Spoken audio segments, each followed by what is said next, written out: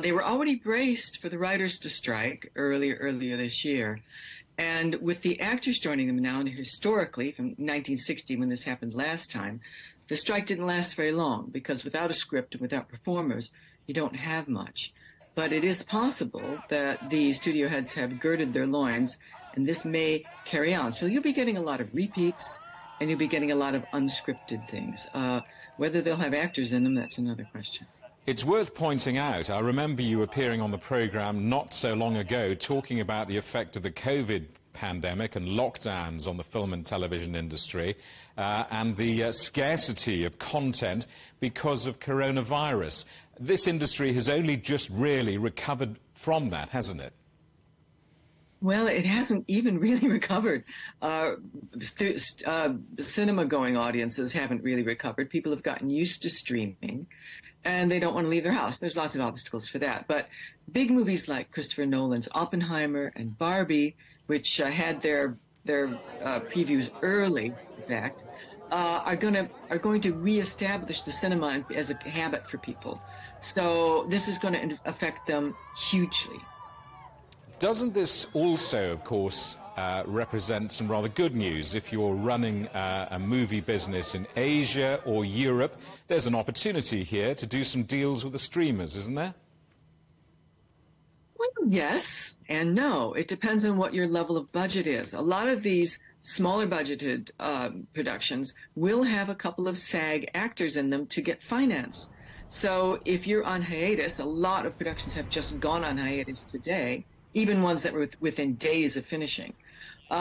Without those leads, they have nothing. So if they're going to stop production, they may recast, and that could be a problem. So what's the fix here? Is it simply about showering more money on the talent?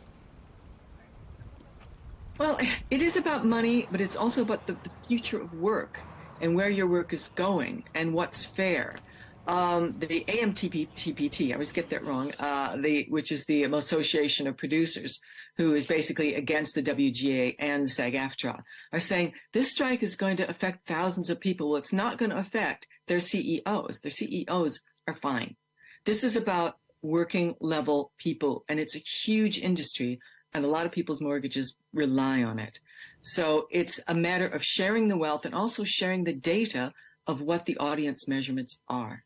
Stories like this often, of course, as we have just featured in our film, feature the big names, the big stars. It's also worth making the point, isn't it, that it's the little people, the people doing the hot dog van on shoot, who are also absolutely floored by a strike like this. It's a huge industry. It's a huge industry globally. I mean, there's a lot of films showing being shot in Thailand right now, which have American and British crews, well, American crews anyway. So it is really global, and it also gives a lot of people work and a lot of surrounding people work. As you said, it doesn't have to be hot dogs. It could be lots of things, but that's certainly true. So this is important, but as Fran Drescher said in her impassioned speech, that this is happening across the board to a lot of other industries, this kind of threat of technology and the threat of lack of data and lack of revenue sharing. And so I think this is an important point. As George Clooney said, it's an emphasis time. It's a time to make a decision. And I hope Hollywood does make a decision soon.